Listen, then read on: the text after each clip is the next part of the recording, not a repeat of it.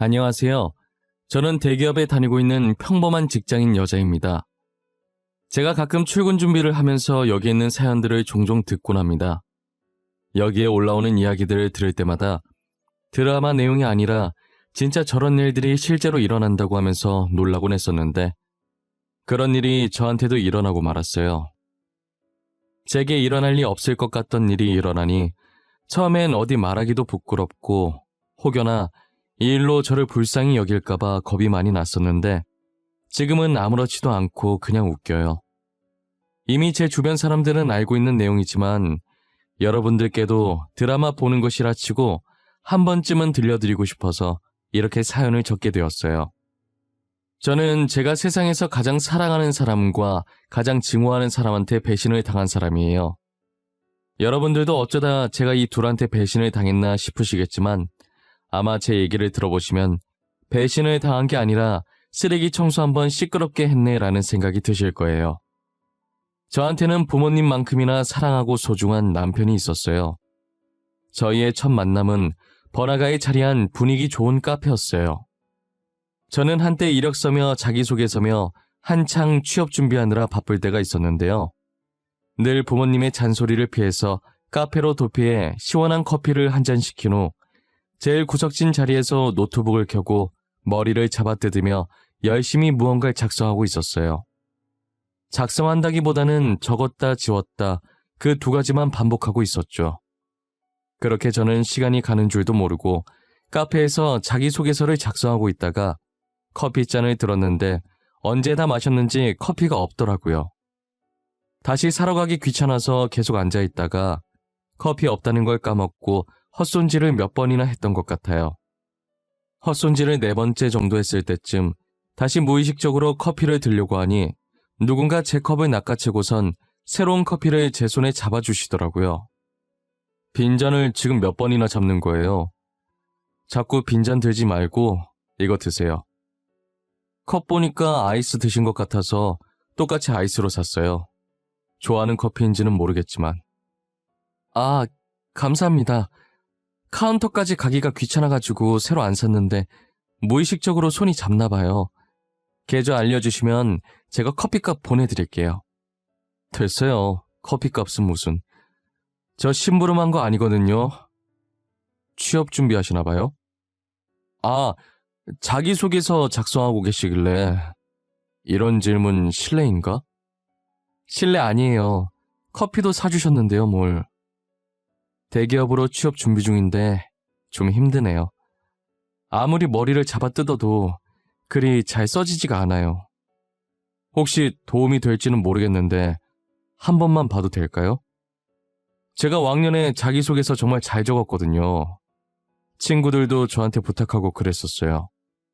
저는 남편의 도움으로 자기소개서를 작성할 수 있었고 거기에 커피까지 얻어 마셔서 계속 신세만 지고 있는 것 같아 제가 남편에게 저녁을 사주기로 했어요. 이런저런 얘기를 나누다 보니 취미도 비슷하고 통하는 것도 많더라고요. 어쩌다 번호 교환까지 하게 됐고 남편이 도와준 자기소개서로 합격하게 되면 연락 주겠다고 했어요. 그런데 정말 그 자기소개서로 제가 그토록 가고 싶어 했던 대기업에 합격을 한 거예요. 합격 통지를 받자마자 남편한테 전화해서 기쁜 마음을 함께 나눴죠. 그렇게 첫 만남 후 다시 만난 건 제 월급날이었어요. 첫 월급을 받고 제일 먼저 남편에게 감사하다고 비싼 밥을 대접하고 싶었거든요. 다시 만난 남편은 처음 봤을 때보다 더 잘생겨졌고 옷도 엄청 차려입고 왔더라고요. 카페에서 봤을 땐 간단하게 후드티랑 청바지를 입고 있었는데 이번엔 세미 정장을 입고 나왔어요. 세미 정장을 입은 남편의 모습을 보니 순간 제 심장이 아플 정도로 뛰기 시작하는 거예요. 저는 혹시나 심장 뛰는 소리를 들킬까봐 조마조마하고 있는데 그걸 아는지 모르는지 남편은 해사하게 웃으면서 작은 꽃을 내밀더니 제게 축하한다고 말해주더라고요. 저는 남편에 대한 제 마음이 들킬까봐 괜히 일부러 툴툴거렸어요. 고맙네요. 근데 오늘 왜 그렇게 차려입고 나오셨어요? 낮에 선이라도 보고 오셨어요? 이렇게 차려입으시니까 카페에서 봤을 때랑은 좀 분위기가 다르네요. 왜요? 더 남자다워지고 더 잘생겨져서 설렜어요? 오늘 고백하는 날이라 차려입어봤어요. 여자가 봤을 땐 어때요? 이 복장으로 고백하는 거 괜찮아요? 아니면 좀 오버했나?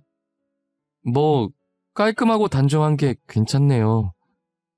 고백하셔야 하는데 옷에 음식 냄새 배어서 어때요? 고백하고 오시지. 아니다. 고백하고 오면 내가 여자니까 아무래도 상대방이 싫어하지. 하긴 옷에 음식 냄새 배어오면 싫어하겠죠? 그쵸? 나중에 산책로 걸으면서 고백하려고 했는데 안 되겠다. 그냥 지금 해야겠다. 지금이요? 여기서요? 뭘 어떻게... 설마 전화나 문자로 하겠다는 거예요? 전화랑 문자 고백 그거 진짜 최악이에요. 고백은 상대방 얼굴을 직접 보고 해야지. 지금 뭐 하세요? 남편이 제게 고백할 사람이 있다길래 순간 남편에게 잠깐 마음이 갔던 제 자신한테 괜히 화가 나서 더 툴툴거리게 되더라고요. 그런데 갑자기 남편이 제게 목걸이가 담긴 액세서리 케이스를 슬쩍 들이미는 거예요. 이건 뭔데요? 목걸이? 이쁘네요. 그래서 이 목걸이가 뭐 어쨌는데요? 이제 하다 이거 주면서 고백하는 게 좋을지 확인받는 거예요? 아니에요. 아까부터 왜 이렇게 목소리가 퉁명하실까? 혹시 저한테 화나신 거 있어요? 나 뭐 잘못했나? 잘못한 거 없는 것 같은데. 네, 그쪽은 잘못한 거 하나도 없어요. 그냥 제가 제 자신한테 화난 거예요. 이 목걸이 주면서 고백하면 여자분 좋아하시겠네요. 오늘 고백 성공하시겠어요. 그래요? 이거 제가 이나 씨께 드리는 목걸이에요. 이쁘다고 하니 다행이에요. 혹시나 별로면 어쩌나 했는데. 이 목걸이가 제 거라고요? 왜요? 아니, 싫다는 게 아니라 고백하는 분께 드리려던 거 아니었어요? 근데 이게 왜 제 거예요? 취업 축하 선물인가? 뭐 그렇게도 되겠네요. 취업 축하 겸 제 마음 좀 받아달라는 뇌물? 이렇게 고백할 건 아니었는데 사실 카페에서 처음 봤을 때부터 이나 씨한테 반했었거든요. 저는 목걸이 주면서 고백하는 게 좋을지 확인받는 거냐고 심술 가득한 목소리로 대답했었는데 알고 보니 그 목걸이의 주인이 저였던 거예요. 남편은 이렇게 고백할 건 아니었지만 카페에서 처음 봤을 때부터 자기 이상형이라 반했었다고 결혼을 전제로 자기랑 진지하게 만나보면 안 되겠냐고 하더라고요. 웃으면서 그렇게 얘기하는데 제 심장은 또 마음대로 힘차게 뛰기 시작하더라고요. 저는 잠시 상황 파악이 안 돼서 멍하니 떨떠름하게 있다가 남편이 자기 말 듣고 있는 거냐며 제 눈앞에 손을 왔다리 갔다리 하는 바람에 정신 차리고 고개를 세차게 끄덕였어요. 그렇게 저희의 연애는 마치 연애가 처음인 새내기처럼 풋풋하게 시작하게 되었어요. 저는 여러분도 알다시피 대기업에, 남편은 부모님 회사를 물려받으려고 후계자 수업을 듣고 있었어요. 사실 저도 연애만 했을 때는 남편 집안이 어떤지 잘 몰랐다가 상견례 하면서 알게 됐어요. 카페에서 봤을 때 대충 걸쳐도 귀티나 보이더니 역시나 어느 기업의 아들이었던 거죠. 부잣집 도련님이라고 해서 제 태도가 바뀌거나 남편의 태도가 바뀌거나 하진 않았어요. 제가 자신보다 못한 집안이라고 무시하지도 않았고 저도 저보다 부유한 집안이라고 해서 속물처럼 행동하거나 불편해하거나 하지 않았어요. 서로 좋아서 만난 것이기 때문에 저희에게 집안은 아무 필요가 없었거든요. 서로에 대한 마음만 변함없다면 아무래도 괜찮았어요. 저희는 빨리 결혼하게 될 줄 알았는데 3년 정도 긴 연애를 하고 결혼을 약속하게 됐어요. 이미 상견례는 다 마친 상태였고 결혼식 날짜만 다가오기를 기다리고 있었죠. 그러다 갑자기 저희 회사의 중요한 프로젝트가 앞당겨지면서 결혼을 3일 정도 뒤로 미뤄야 할 것 같은 상황이 생긴 거예요. 급하게 결혼 날짜를 변경할 수 없겠느냐고 예식장에 연락을 드렸지만 이미 예식장에 다른 날짜들은 예약이 꽉 차서 변경할 수가 없겠더라고요. 그렇다고 취소할 수도 없는 노릇이고 결국은 결혼식을 예정된 날짜에 하고 신혼여행만 미루게 됐어요. 그렇게 저희는 결혼식만 올리고 바로 신혼집으로 들어갔어요. 신혼집에서 첫 저녁밥을 차려 먹는데 이제야 결혼했다는 사실이 실감나면서 기분이 참 묘하더라고요. 같은 식탁에서 앉아서 색만 다른 수저를 들고 똑같은 그릇에 담긴 밥을 먹으니 이게 신혼이구나 싶었고 사람들이 왜 이렇게까지 결혼을 하고 싶어 하는지 이제야 좀 알 것 같았어요. 저는 앞으로는 평생 이 사람과 이 집에서 행복한 일만 가득했으면 좋겠다는 생각을 했어요. 하지만 제가 이런 행복한 상상을 한 지 몇 시간도 채 지나지 않아서 제 인생에서 최악이었던 불청객의 등장으로 인해 아름답게 꿈꾸던 결혼 생활은 산산조각이 나버렸어요. 처음으로 신혼집에서 자고 일어났는데 제 옆에 누워있어야 할 남편이 안 보이더라고요. 잠깐 화장실이라도 간 건가 싶어서 시간 확인하려고 침대 옆에 놔둔 제 휴대폰을 들었어요. 시계 밑에는 메시지가 왔다고 알림이 하나 떠 있는 거예요. 새벽부터 누가 보낸 건가 싶어서 눌러봤는데 내용을 보자마자 잠이 확 깨서 몸이 저절로 일어나지더라고요. 제게 메시지를 보낸 이는 다름 아닌 남편이었고 내용은 지금 다시 생각해도 기가 막히는데 아직 저희가 혼인신고를 하지 않은 상태니까 다른 거 할 필요 없이 그냥 깔끔하게 헤어지자고 온 거예요. 자기는 이미 짐을 다 정리했으니 저도 일어나는 대로 짐 챙겨서 각자 갈 길 가자면서요. 이게 무슨 자다가 날벼락을 맞은 건지 아직 잠에서 안 깬 건지 지금 제가 제정신이 맞는 건지 모르겠더라고요. 혹시나 해서 옷장이며 서랍이며 다 뒤져봤는데 남편 짐이 하나도 안 보였어요.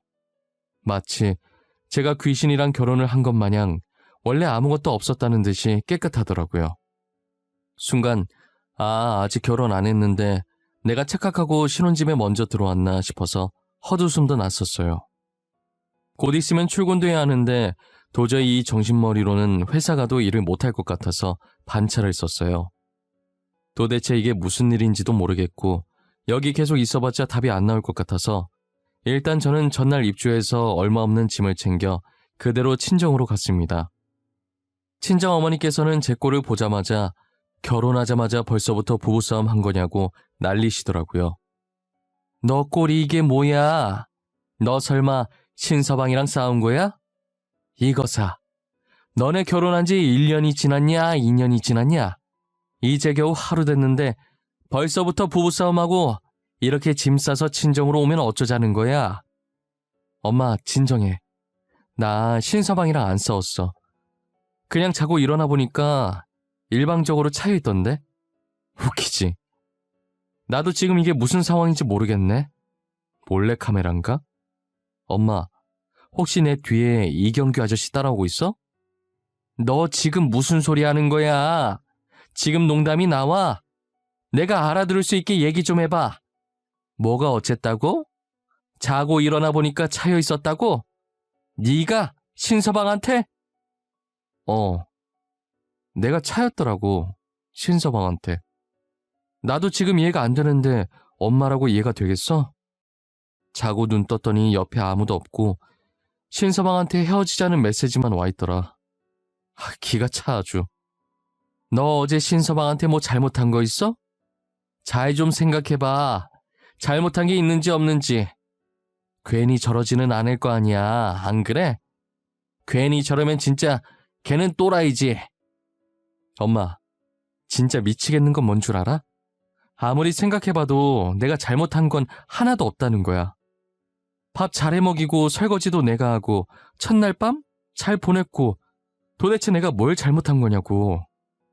제가 아무리 말을 해도 저희 친부모님은 제 말을 이해하지 못하시더라고요.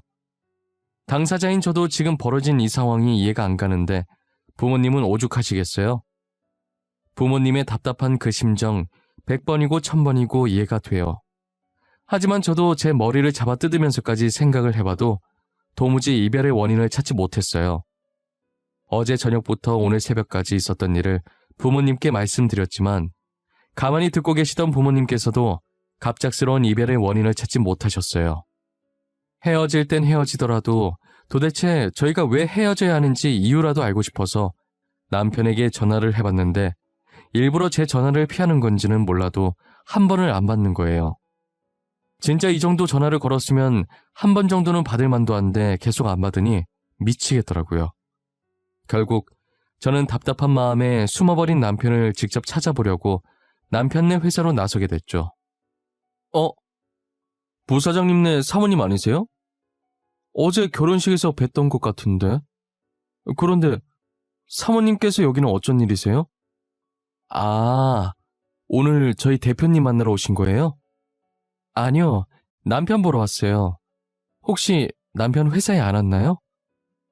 지금 새벽에 나가서 아직까지 연락도 안 되고 혹시나 회사에 무슨 일이 생긴 건가 걱정돼서 와봤어요.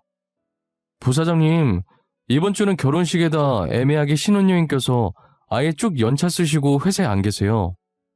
아까 저희도 일 때문에 전화를 드렸었는데 연락이 안 되긴 하던데 혹시 잠시 친구 만나러 가신 거 아니에요? 아, 그래요? 고마워요. 제가 바쁜 사람 너무 잡고 있었네요. 미안해요. 하던 일 계속 봐요. 혹시라도 남편 연락되면 저한테 전화 좀 해달라고 해주세요. 부탁드릴게요. 진짜 미안해요.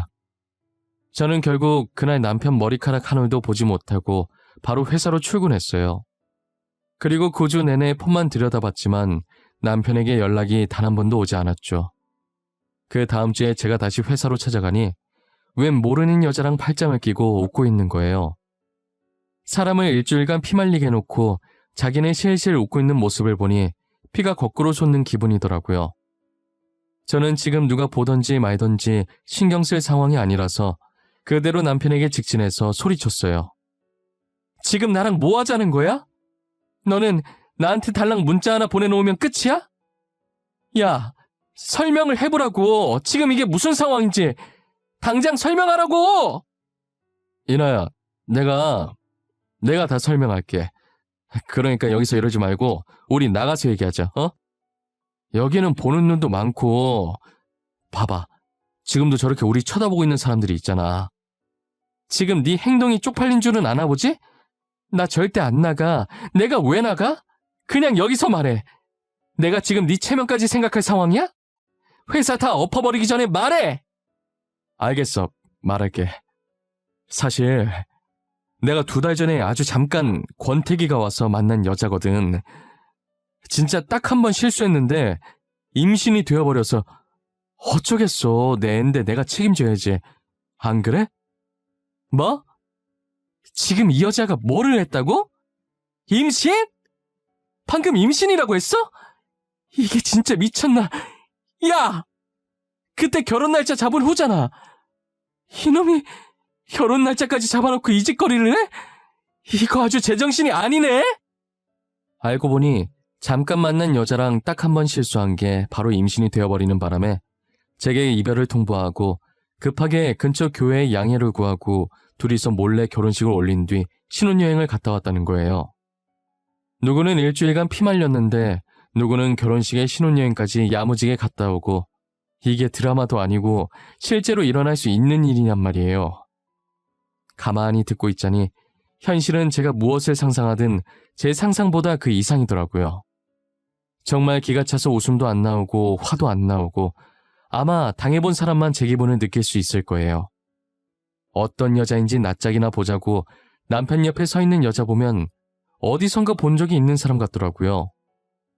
가까이 가서 얼굴을 자세히 보는데 분명 본 적은 있는 것 같은데 도무지 기억이 안 나는 거예요. 그러다 상간녀가 남편에게 가자면서 웃는데 목소리 듣자마자 누군지 딱 알겠더라고요. 어이, 잠깐. 내가 전현 어딘가 많이 낯익다 했는데 너 정미숙 아니냐? 아, 맞다. 이름 촌스럽다고 바꿨었지 참. 정미진 맞지? 땡땡 고등학교 정미진 맞잖아. 오랜만이네, 유인아. 이렇게 만날 줄은 꿈에도 몰랐는데 어떻게 여기서 다 만나니? 너는 변한 게 하나도 없구나. 몇 년 만에 만나도 여전해. 그 성질머리는. 나 누군지 알았으면서 한 거야? 너도 여전하네, 뻔뻔한 거는. 너 근데 진짜 소문대로 다 뜯어 고쳤네? 순간 누군지 못 알아볼 뻔했잖아. 고칠 거면 돈 좀 더 주고 잘 고치지. 조만간 코에 실리콘 빠지겠어. 지금 내 걱정할 때가 아닌 것 같은데? 너 이제 남편한테 버림받은 거 소문 다 났겠다. 쪽팔려서 고개를 어떻게 들고 다니니? 나 같으면 쥐구멍이라도 찾아서 들어가겠어. 남의 남자 뺏은 너도 고개 잘 들고 다니는데 나라고 못 들고 다닐 이유 없지 않아? 내가 무슨 죄를 지었다고 고개를 숙이고 다녀? 지은 죄도 없는데 더 당당하게 다녀야지. 그래, 역시 유이나답네. 자존심 없으면 시체인 너다운 대답이야. 멋있다, 야. 그럼 고개 들고 잘 다녀봐. 그게 얼마나 갈 수 있을지 모르겠지만 말이야. 정미숙, 지금 다들 너한테 사모님 하면서 웃어주니까 네가 진짜 사모님이라도 된 것 같지? 뒤에선 다 임자 있는 남자 꼬신 첩이라고 말해, 첩. 알아? 너는 다른 사람들한테 그저 첩일 뿐이야. 첩이라는 제 말에 욱한 건지 아니면 촌스러운 예전 이름을 불러서 욱한 건지 상간녀는 제게 다가와서 뺨을 치는 거예요. 평소에 피부가 약해서 조금이라도 까슬까슬한데 긁히면 바로 상처가 나는 타입이었는데 입술이 살짝 터지고 상간녀의 손톱에 살짝 스쳐서 볼에 긁힌 상처가 생겼더라고요. 저는 상간녀를 보며 방금 네가 한 짓 후회하게 만들어주겠다고 말하고 남편 회사에서 빠져나왔어요. 남편 회사에서 나오자마자 곧장 병원으로 달려가 진단서를 받았어요. 그리고 상간녀 소송을 하기 위해 필요한 증거들을 모으기 시작했죠. 일단 남편 회사에서 저희의 영상을 찍고 있던 사람들 중에 저와 안면이 있는 직원이 있었어요. 그 직원에게 연락해서 익명은 보장해 줄 테니 낮에 찍었던 영상을 달라고 해서 받아냈어요. 저희가 결혼을 했었다는 내용과 결혼 후 제게 무작정 이별을 통보한 것, 바람핀 것, 그리고 상간녀가 제 뺨을 친 것까지 모조리 다 들어있더라고요. 이것을 나중에 소송할 때 증거 영상으로 쓰기 위해서 따로 저장해놨어요. 사실 그 상간녀는 제 고등학교 동창이었고 저랑 친한 사이는 아니었어요. 학창 시절에도 친구들의 남자친구를 뺏고 다니기로 유명했던 애였어요. 심지어 제 남자친구도 몇 번이나 그 애한테 빼앗긴 전적이 있었고요. 저는 그때 이후로 상간녀를 극도로 증오하고 있었죠. 학창 시절에도 그렇고 지금도 그런 것 같고 상간녀는 유독 저한테 열등감을 느꼈었어요. 예쁜 이름도 부러웠고 행복해 보이는 부모님도 부러웠고 하물며 만나는 남자마다 다정했으니 지금 생각해보면 제게 이름과 부모님을 뺏을 수는 없어서 남자를 뺏어왔던 것 같아요. 그런데 이번에 남편까지 뺏고 있으니 이대로 가만히 있을 수가 없겠더라고요. 저는 이 일을 동창들에게 말했는데 동창들도 그동안 골치 아팠던 일이 있었던 거예요. 그 상간녀 때문에 이혼한 동창도 2명 정도 이제 저 포함해서 3명이 있더라고요. 이것도 우연의 일치였는지는 모르겠는데 이혼한 친구들이 저랑 절친한 사이였어요. 남편 외도 알아차렸을 때 어떻게 했냐고 물어보니까 이미 이혼하고 나서 상간녀가 있었다는 사실을 알아차려서 아무것도 할 수 없었다고 하더라고요. 그러다 한 친구가 다짜고짜 저한테 제 SNS 계정이 공개인지 비공개인지 물어보더라고요. 알고 보니 상간녀가 저희 SNS 계정을 타고 들어가서 남편들한테 접근을 했던 거예요. 다른 친구들 계정을 통해 계속 이 계정 저 계정 타고 들어가는 방법으로요. 제가 비공개하는 방법을 몰라서 만들어 놓은 상태 그대로 쓰고 있다고 했더니 아마도 같은 방법으로 남편한테 접근했을 가능성이 크다고 하더라고요. 저는 친구들에게 혹시 뒤늦게 상간녀였던 거 알게 된 증거 있냐고 물었더니 아마 가지고 있을 거라고 하면서 휴대폰을 뒤져보는데 다행히 증거들이 있더라고요. 지금 상간녀 소송 준비 중이라고 어쩌면 필요할 수도 있을 것 같아서 일단 증거 사진들을 달라고 부탁했어요. 친구들은 흔쾌히 제게 증거 사진들을 넘겨주었죠. 저는 친구들에게 받은 증거들을 남편한테 보냈어요. 보내고 얼마 지나지 않아서 전화가 오더라고요.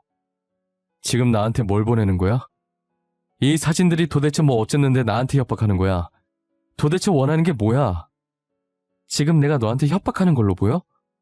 하루라도 더 빨리 정신 차리라고 보내주는 거야. 내가 보내준 사진들이 지금 네랑 결혼한 그 여자의 실체야. 알아? 이게 다 그 여자가 저지른 짓들이라고? 거짓말 치지 마. 아니야, 그럴 리 없어. 미진이 그런 애 아니야. 너가 뭔가 오해하고 있는 거야. 내가 전에 네 회사 찾아갔을 때 못 봤어? 너도 다 봤잖아. 지금도 봐. 나한테서 너 뺏어갔잖아. 걔 원래 그런 애야. 친구 남자 뺏고 다니는 그런 애라고. 알겠어? 남편은 처음에 제가 잘못 알고 있는 게 분명하다고 제가 보내준 사진들을 믿지 않는 거예요. 제 말은 못 믿겠다고 상간녀한테 직접 확인해야겠다며 전화를 끊어버렸죠. 당사자한테 직접 확인을 한 것인지 다음날 되니까 저희 집에 찾아와서 무릎 꿇고 있더라고요. 잘못했다고, 제가 한 말이 다 맞았다고, 다시는 이런 일 없을 거라고 한 번만 용서해달라고 하는 거예요. 친정 부모님은 그 모습을 보고 노발대발 난리도 아니었죠. 저는 그 사진들을 본 상간녀 반응이 더 궁금하더라고요. 그래서 상간녀가 뭐라고 했는지 물어봤더니 상간녀는 제가 했던 것처럼 여전히 뻔뻔하게 나왔죠. 그 증거 사진 속에 있는 여자 자기 맞다고, 자기가 그랬다고, 그래서 이제 어쩔 거냐고 그랬다는 거예요. 계속 뱃속에 있는 아이 얘기를 꺼내면서 결혼 못 모른다고 했다더라고요. 남편은 이제 뱃속에 있는 아이가 자기 아이가 맞는지도 의심스럽다는 거예요. 저 같아도 저러고 다니는데 의심 안 할 수가 없었죠. 상간녀는 애초에 제 남편에게 사랑이란 감정은 없었고 오직 돈만 보고 접근한 거예요. 이제 와서 용서해달라고 울고 있는 남편이 너무 한심해 보였고 앞으로는 제 눈앞에 나타나는 일이 없었으면 좋겠다는 생각이 들었어요. 제가 용서 받아줄 마음 없다고 돌아가라고 했지만 남편은 일어날 생각을 하지 않았죠. 결국은 저희 어머니께서 소금을 뿌리시고 난리치는 통에 쫓겨나다시피 나갔어요. 저는 남편과 상간녀를 고소했고 위약금도 받아냈어요.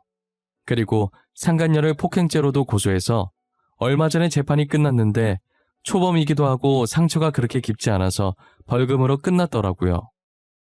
감옥에 못 보낸 게 한이라며 그 자리에서 몇 대 더 맞을 걸 그랬다 싶었어요.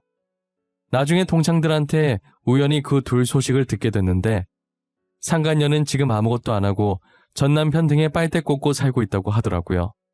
그리고 뱃속에 있던 아기도 과연 누구의 아이일지 저희끼리도 되게 말이 많았었는데 낳고 보니 그 많은 남자들 중에 하필 또 전 남편의 아이가 맞았던 거예요.